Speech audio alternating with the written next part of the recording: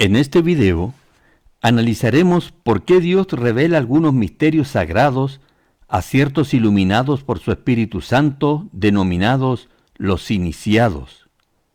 Y también veremos por qué Jesús no quiso que ciertas personas entendieran, ni se convirtieran, ni le fuesen perdonados sus pecados.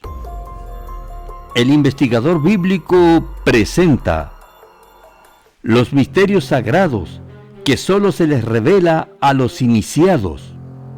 Jesús no quiso que ciertas personas se convirtieran. El texto base para este estudio es la primera a los Corintios capítulo 2 versículo 7 que dice: mas hablamos sabiduría de Dios en misterio, la sabiduría oculta, la cual Dios predestinó antes de los siglos para nuestra gloria. Respecto a la palabra misterio, la concordancia de James Strong la indexa con el número 3466, que etimológicamente proviene de la palabra griega mysterion, que significa secreto o misterio, mediante la idea de silencio impuesto por iniciación en ritos religiosos. Para la misma palabra misterio, el diccionario expositivo de W. E. Bain señala que proviene de la palabra griega mysterion, del número Strong 3466, primariamente aquello que es conocido de los mustes, los iniciados. Continúa diciendo que en el Nuevo Testamento denota no lo que es misterioso, como sucede con el término castellano, sino aquello que, estando más allá de la posibilidad de ser conocido por medios naturales, solo puede llegarse a saber por revelación divina y se hace saber de una manera y en un tiempo señalados por Dios, y solo a aquellos que están iluminados por su Espíritu. El diccionario enciclopédico bíblico Ropero Triviño Martínez se refiere a la palabra misterio con el número Strong 3466 como una proveniente de la palabra griega mysterion, aquello que es conocido de los mistes o iniciado, del verbo miein, iniciar, que hace referencia a cerrar los ojos o la boca, es decir, guardar un secreto. Al respecto, Mateo 11:25 dice que Dios esconde la sabiduría de los sabios e instruidos y se las revela a los que son como niños, lo que significa que es Dios quien escoge a quienes Él estima merecedores de revelarle los secretos sagrados, que en la práctica son personas humildes y de corazón apreciativo, como los niños, ávidos de aprender cosas nuevas y ajenas a la maldad. El cristianismo no es un camino facilista, ya que Mateo 7:14 lo define como un camino angosto, hallado por pocos. Proverbios capítulo 2, versículos 1, 4 y 5, nos muestra que Dios aprecia a las personas que están dispuestas a cavar profundo para encontrar tesoros escondidos, a los cuales se compara su palabra, pudiendo así descubrir el conocimiento sagrado y el sano temor hacia el Creador. Por tanto, la manera de excavar para encontrar tesoros es el estudio constante y profundo de la Biblia. ¿Hace aquello el común de la gente? No. Por eso que aquellos mustes o iniciados son personas que, entre muchas otras cualidades, se caracterizan por ser asiduos escudriñadores de la palabra de Dios, la Biblia. Mateo capítulo 13, versículos 10 y 11, cuenta que los discípulos le preguntaron a Jesús por qué le hablaba a la gente en parábolas, y él les respondió diciendo que el conocer los misterios sagrados está reservado solo para aquellos que realmente están comprometidos con la obra santa, mientras que a los que miran desde lejos con escepticismo, aún lo poco que tienen les será quitado, y por esa razón les habló en parábolas, porque viendo no ven, oyendo no oyen, ni entienden, pues sus sentidos no tienen sintonía espiritual. En ese mismo sentido, la segunda a los Corintios 4:4 dice que es Satanás quien ciega el entendimiento de los incrédulos, de los cuales algunos se creen muy listos como para necesitar de Dios, y otros solo confían en sus limitados sentidos, como la vista, el tacto, el oído o el olfato, olvidando que las cosas espirituales obedecen a otras variables menos básicas que las percepciones físicas. Ya que las parábolas están especialmente hechas para los incrédulos o los escépticos, veamos cuál es su significado. Según el diccionario RAE, en su primera acepción, la parábola es la narración de un suceso fingido de que se deduce por comparación o semejanza, una verdad importante o una enseñanza moral. En la segunda acepción, define a parábola como una curva abierta cuyos puntos son equidistantes de una recta y un punto fijos, formada por dos ramas simétricas respecto de un eje y que resulta de cortar un cono circular recto por un plano paralelo a una generatriz. El mismo diccionario RAE dice que la palabra parábola proviene de la palabra griega parabolé, para, que significa al margen, y bolé, que significa arrojar, o sea, lanzar al margen de algo. Ahora bien, Mateo 13, 34 y 35 señala que cuando Jesús se dirigía a la gente, solo les hablaba por medio de parábolas, para declarar cosas escondidas desde la fundación del mundo.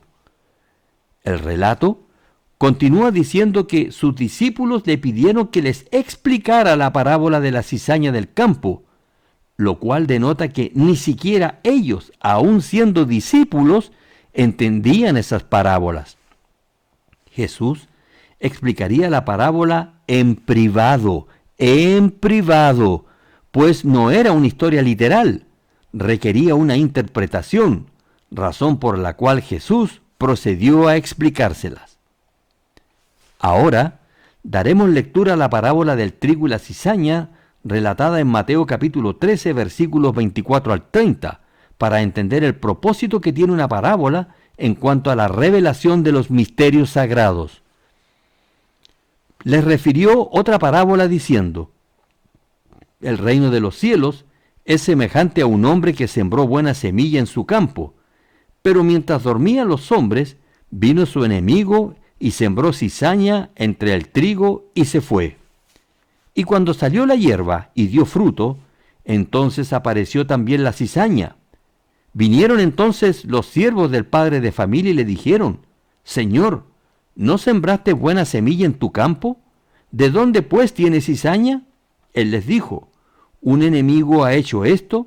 Y los siervos le dijeron: ¿quieres pues que vayamos y la arranquemos? Él les dijo: no sea que al arrancar la cizaña, arranquéis también con ella el trigo. Dejad crecer juntamente lo uno y lo otro hasta la siega.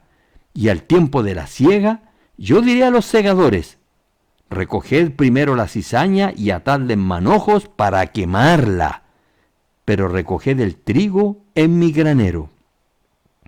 Mateo 13, 37 al 39, registra cómo Jesús en privado les muestra a sus discípulos el significado de fondo de su historia. Fíjese en la imagen superior izquierda de esta diapositiva. Usted verá una parábola en forma de una U y la bisectriz segmentada que la divide en dos partes iguales. Al lado izquierdo, la ficción que acabamos de leer en los versículos 24 al 30, al lado derecho, la realidad.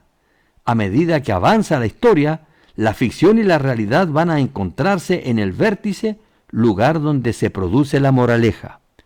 Veamos el paralelismo de la parábola, ya que cada punto del lado izquierdo tiene su correspondencia equidistante con un punto del lado derecho. El sembrador ficticio de la buena semilla, en la realidad, representa al Hijo del Hombre. El campo de la ficción representa el mundo de la realidad. La buena semilla representa a los hijos del reino, la cizaña a los hijos del malo, el sembrador de la cizaña representa al diablo, la siega al fin del siglo y los segadores a los ángeles. Con todo el análisis anterior, analizaremos una declaración hecha por el Señor Jesús en cuanto a que Él no quiere que cierto tipo de personas se conviertan al cristianismo. En efecto, Marcos capítulo 4 versículos 11 y 12 dice que a los apóstoles Dios les da a conocer los misterios de su reino, pero a las personas de afuera, o sea, aquellos que no pertenecen al círculo íntimo, las verdades se les presentan en parábolas para que no perciban, ni entiendan, ni se conviertan, ni les sean perdonados sus pecados.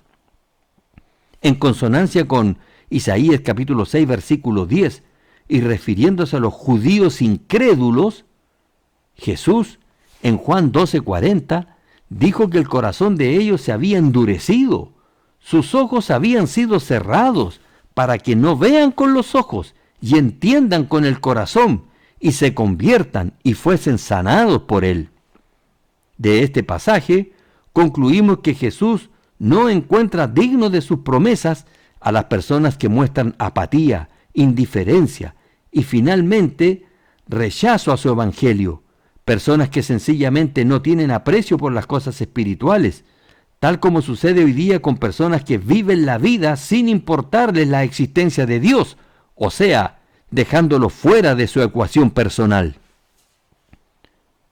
Por esta misma razón, en Mateo capítulo 7 versículo 6, Jesús dijo que no se debe dar lo santo a los perros, ni tirar perlas delante de los cerdos, para que no las pisoteen y finalmente las despedacen, ya que estos animales no tienen discernimiento moral y por tanto no asignan valor a las cosas espirituales, sino solo a las carnales, para saciar su apetito primitivo por alimentos físicos, muchas veces inmundos.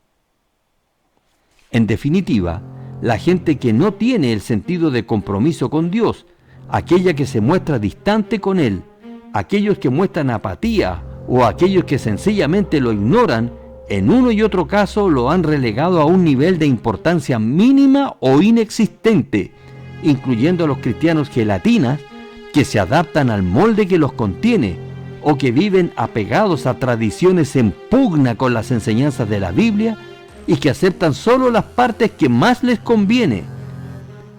Aquellos que se complacen con la maldad de este mundo o se hacen cómplices de ella, que la promueven o facilitan. Aquellos que no están dispuestos a invertir tiempo y esfuerzo para averiguar en su palabra cuál es el modelo de conducta y vida para los humanos.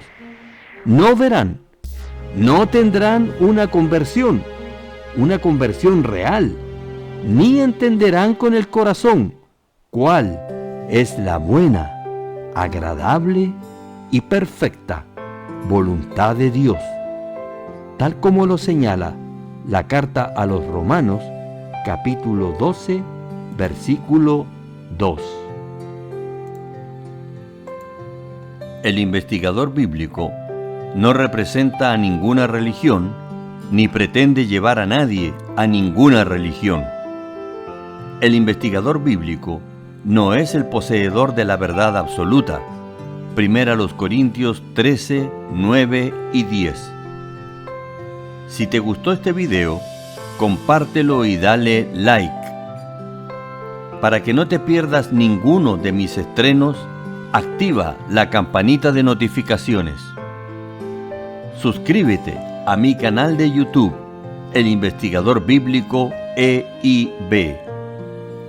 Te pido por favor que puedas seguirme en redes sociales para difundir por otros medios el pensamiento cristiano.